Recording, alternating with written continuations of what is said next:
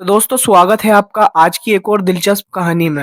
ये कहानी एक ऐसे साइंटिस्ट की है जिसने एक ऐसा फॉर्मूला बनाया था जो किसी भी इंसान को इनविजिबल कर सकता है, यानी कि उसे गायब कर सकता था। और उसने एक दिन अपने बनाए फॉर्मूले को चेक करने के लिए खुद पर ही इस्तेमाल कर लिया और इस पावर को खुद पर इस्तेमाल करने के बाद उसने क्या क्या कारनामे किए जानेंगे आज की इस मूवी की कहानी में। तो इस वीडियो को आप अंत तक जरूर देखिए, आपको ये मूवी जरूर पसंद आएगी। तो वीडियो को ज्यादा लंबी ना बनाते हुए शुरू करते हैं। तो दोस्तों कहानी की शुरुआत होती है एक साइंटिस्ट के साथ जो एक ऐसा फॉर्मूला बना चुका है जो किसी इंसान या किसी जानवर को भी पूरी तरह से गायब कर सकता था, यानी उस इंसान को इनविजिबल कर सकता था। दोस्तों ये एक ऐसा फॉर्मूला था, अगर कोई भी इंसान या जानवर इसे अपने ऊपर इस्तेमाल करता तो वो किसी को भी नजर नहीं आता। मगर इस फॉर्मूले के साथ किसी जानवर या फिर किसी इंसान को गायब तो किया जा सकता था, मगर उसे वापस पहले जैसा नहीं किया जा सकता था। इसीलिए सेबेस्टियन पिछले 11 महीनों से लगातार एक ऐसे फॉर्मूले को बनाने में लगा हुआ था जो गायब इंसान को भी दोबारा से वापस ला सके, जिससे वो अपने गायब होने वाले फॉर्मूले को किसी इंसान पर इस्तेमाल कर सके। एक रात जब सेबेस्टियन अपने फॉर्मूले पर रिसर्च कर रहा था, तब बहुत ज्यादा कोशिशों के बाद आखिरकार वो अपनी रिसर्च में सक्सेसफुल हो जाता है जो गायब इंसान को वापस लाने में मदद कर सकता था। तभी सेबेस्टियन अपनी एक दूसरी साइंटिस्ट जिसका नाम लिंडा होता है उसे फोन कॉल करता है और अपने इस फॉर्मूले के बारे में जानकारी देता है, जिसके बाद वो सभी साइंटिस्ट को रिसर्च सेंटर में बुला लेता है जिससे वो इस फॉर्मूले को टेस्ट कर सके। वो अपने इस फॉर्मूले का इस्तेमाल एक चिंपैंजी पर करता है। ये चिंपैंजी पिछले 11 महीनों से इनविजिबल होकर रिसर्च सेंटर में बंद थी। वहीं सेबेस्टियन की टीम में और भी लोग थे जिनके नाम मैं आपको आगे चलकर बताऊंगा।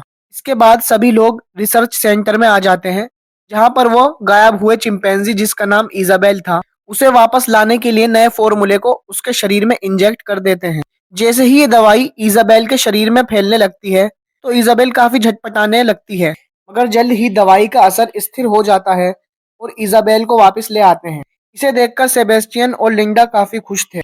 इसके कुछ दिनों बाद सेबेस्टियन पेंटागन के अधिकारियों को इसकी जानकारी देता है कि इंसान को गायब करना आसान है, मगर उसे पहले की तरह वापस लाना बेहद मुश्किल है।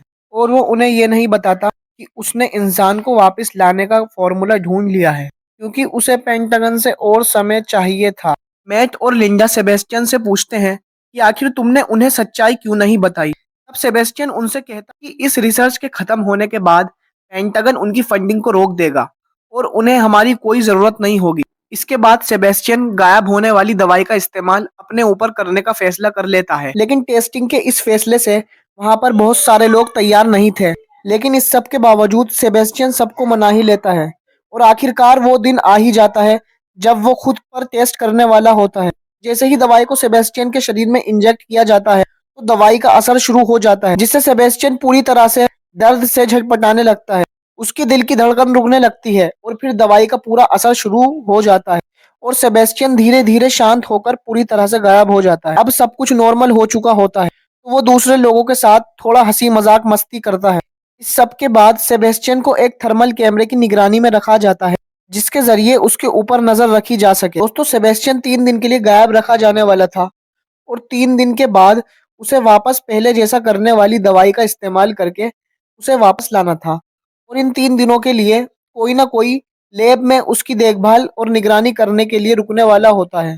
पहले दिन सेबेस्टियन की निगरानी करने के लिए सारा लैब में रुकती है और जब सारा बैठी हुई होती है तब वो सो जाती है। तभी कोई उसकी तरफ आगे बढ़ता है और उसके कपड़े खोलने लगता है। सारा को कुछ महसूस होता है और वो एकदम जग जाती है। उसे लगता है कि सेबेस्टियन उसके इर्द गिर्द घूम रहा है। फिर वो उठकर जल्दी से कैमरे में देखती है तो सेबेस्टियन वहां पर नहीं होता, लेकिन दोबारा देखने पर सेबेस्टियन वहां पर आकर अपने बेड पर लेट जाता है जैसे कुछ हुआ ही ना हो। सारा का पूरा शक सेबेस्टियन के ऊपर था कि उसके साथ ये हरकत इसने की है, लेकिन उसे ये भी लगता है कि शायद ये कोई उसका बुरा सपना भी हो सकता है। और अगले दिन की सुबह जेनेसिस जैसे ही वॉशरूम जाती है तो उसे फ्लैश की आवाज आती है। वो तुरंत एक स्पेशल चश्मा लगाकर देखती है, उसे वहां पर कोई दिखाई नहीं देता है और इसी तरह 3 दिन बीत जाते हैं और अब समय आ चुका होता है सेबेस्टियन को दोबारा से अदृश्य अवस्था से वापस लाने के लिए उसके शरीर में दवाई को इंजेक्ट किया जाने का। और जैसे ही वो उस दवा को सेबेस्टियन की बॉडी में इंजेक्ट करते हैं तो सेबेस्टियन का शरीर पूरी तरीके से बेकाबू हो जाता है और उसका शरीर धीरे धीरे अपनी पुरानी अवस्था में आने लगता है। लेकिन दोस्तों, इस दवाई का असर सेबेस्टियन पे काम नहीं करता और वो दोबारा से पहले की तरह अदृश्य हो जाता है और अब सेबेस्टियन को पहले की तरह वापस लाने का प्रयोग फेल हो चुका था और इसके बाद सेबेस्टियन को गायब हुए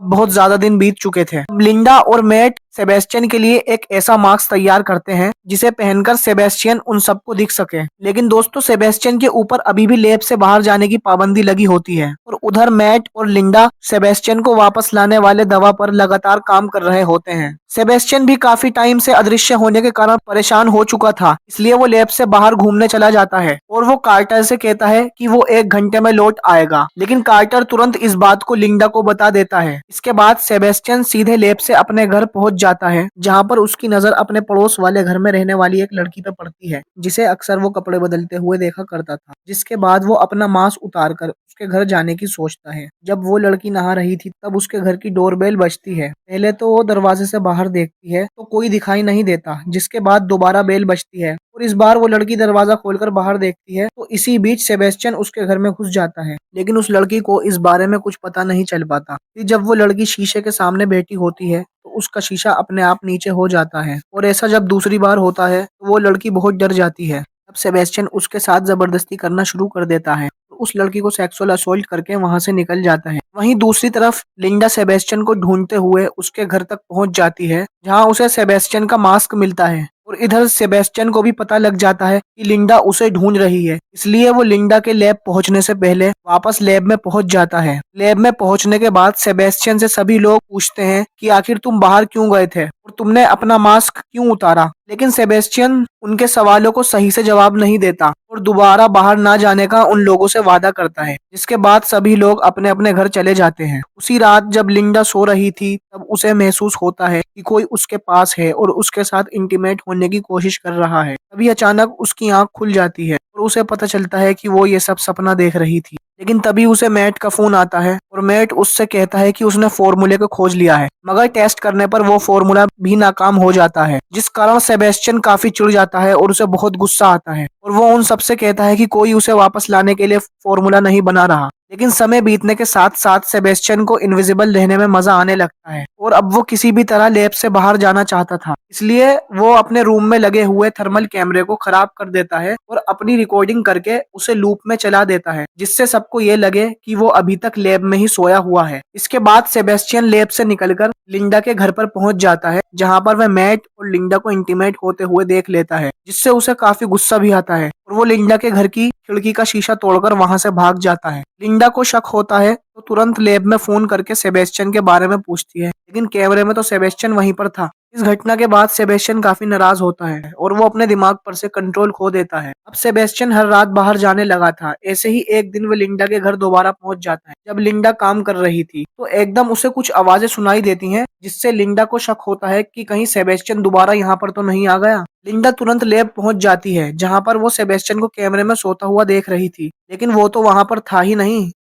लेकिन लिंडा को पता चल जाता है कि सेबेस्टियन ने सभी थर्मल कैमरे खराब कर दिए हैं और अपनी वीडियो को लूप पर चला रखा है। तब लिंडा सभी लोगों को लैब में बुला लेती है और इस पूरी घटना के बारे में पेंटागन कमेटी के सामने बताने के लिए कहती है। इसके बाद मैट और लिंडा डॉक्टर हार्वर्ड के पास जाकर इस पूरी घटना के बारे में बता देते हैं, जिसके बाद doctor Harvard USR army general में मीटिंग करने के लिए फोन करता है। लेकिन वहीं दूसरी तरफ सेबेस्टियन डॉक्टर हार्वर्ड का पीछा करते हुए उसके घर तक पहुंच चुका था और वो इस बात को यहीं दबा देना चाहता था। इसलिए वो डॉक्टर हार्वर्ड को उसके घर वाले स्विमिंग पूल में डुबोकर मार देता है। इसके बाद सेबेस्टियन वापस लैब में आ जाता है। फिर लिंडा डॉक्टर हार्वर्ड को फोन करती है तो उसे पता चलता है कि कल रात डॉक्टर हार्वर्ड मारे गए। जिसके बाद मैट और लिंडा लिफ्ट में जाकर सिक्योरिटी को बुलाने जाते हैं, लेकिन लिफ्ट में से उनकी आईडी को डिलीट कर दिया गया था, जिसके बाद उन्हें पता चला कि वो सब अब यहाँ पर फंस चुके हैं। सेबेस्टियन अब अपने साथियों को मार देना चाहता था, जिससे किसी को भी इस बात का पता ना चले कि सेबेस्टियन अदृश्य है। इसके बाद वो जहाँ चाहे वहां जा सकता था, जो चाहे वो कर सकता था। अब फ्रैंक लैब के सिस्टम की मदद से सेबेस्टियन को ढूंढने की कोशिश करता है, लेकिन सेबेस्टियन हमेशा उससे 2 कदम आगे था। वो सबसे पहले जेनेसिस को मारकर एक अलमारी में बंद कर देता है। फिर मैट और कार्टर सेबेस्टियन को पकड़ने के लिए निकल जाते हैं, लेकिन सेबेस्टियन बड़ी ही चालाकी से कार्टर को भी मार देता है और पूरे लैब में गर्म हवा को छोड़ देता है, जिससे उसे थर्मल कैमरे या फिर थर्मल गॉगल से देखना मुश्किल हो जाए। इसके बाद लिंडा भी मैट की हेल्प के लिए निकल जाती है और मैट को बचाकर वहां से वापस ले आती है। वहीं सारा और फ्रैंक कार्टर को बचाने जाते हैं। सारा कार्टर को बचाने के लिए ब्लड लेने जाती है, लेकिन सेबेस्टियन वहां पर आकर सारा को मार देता है। इसके बाद सेबेस्टियन फ्रैंक को भी मार देता है और मैट और लिंडा को एक डीप फ्रीजर में बंद कर देता है। इस भयानक ठंड में मैट और लिंडा जमने लगते हैं। तब लिंडा एक मैग्नेट बनाकर फ्रीजर का दरवाजा खोल देती है और मैट को बाहर निकाल के ले जाती है। वहीं दूसरी तरफ सेबेस्टियन सल्फ्यूरिक एसिड का प्रयोग करके बहुत सारे बम बना लेता है और वो पूरी लैब को ही धमाके से उड़ाकर तबाह कर देना चाहता था, ताकि कोई भी सबूत बाकी ना रह सके। इसके बाद वो 5 मिनट का टाइमर लगाकर लैब से बाहर जाने लगता है, लेकिन इसी बीच लिंडा उसे लिफ्ट से बाहर जाने से रोक देती है और सेबेस्टियन पर एक बहुत ही जबरदस्त हमला कर देती है, जिससे वो बहुत ज्यादा जल जाता है। लेकिन जैसे तैसे सेबेस्टियन उससे बच पाता है और उसके बाद सेबेस्टियन लिंडा पर एक जानलेवा अटैक कर देता है, लेकिन मैट वहां पर आकर उसे बचा लेता है। इसी मारपीट के दौरान सेबेस्टियन एक बिजली की तार से टकरा जाता है, जिससे वो बहुत बुरी तरह घायल हो जाता है और साथ ही अपने अदृश्य रूप से बाहर आ जाता है, यानी कि अब उसके शरीर की अंदरूनी मांसपेशियां दिखने लग जाती हैं। इसके बाद मैट और लिंडा एलिवेटर की सीढ़ियों से भागने की कोशिश करते हैं, मगर इसी दौरान लैब में धमाका हो जाता है, जिससे पूरी लैब में आग लग जाती है और एलिवेटर खराब होकर उनके ऊपर गिरने ही वाली होती है। लेकिन इमरजेंसी ब्रेक के कारण वो लिफ्ट रास्ते में ही रुक जाती है। तभी सेबेस्टियन लिंडा को पीछे से पकड़कर उसे नीचे खींचने की कोशिश करता है, जिससे दोनों एलिवेटर के ऊपर आ गिर जाते हैं। इसके बाद लिंडा सेबेस्टियन को किस करके उसका ध्यान भड़काने की कोशिश करती है और एलिवेटर के साथ सेबेस्टियन को नीचे आग में गिरा देती है और इस तरीके से एक महान वैज्ञानिक का अंत हो जाता है। तो दोस्तों, अगर ऐसा कोई फॉर्मूला आपको मिल जाए जिसे इंजेक्ट करने के बाद आप अदृश्य हो सकें, तो आप क्या करेंगे? अपनी राय कमेंट में जरूर बताएं। हम आपसे जल्दी मिलेंगे एक और नई कहानी के साथ। तब तक के लिए थैंक यू। जय हिंद, वंदे मातरम।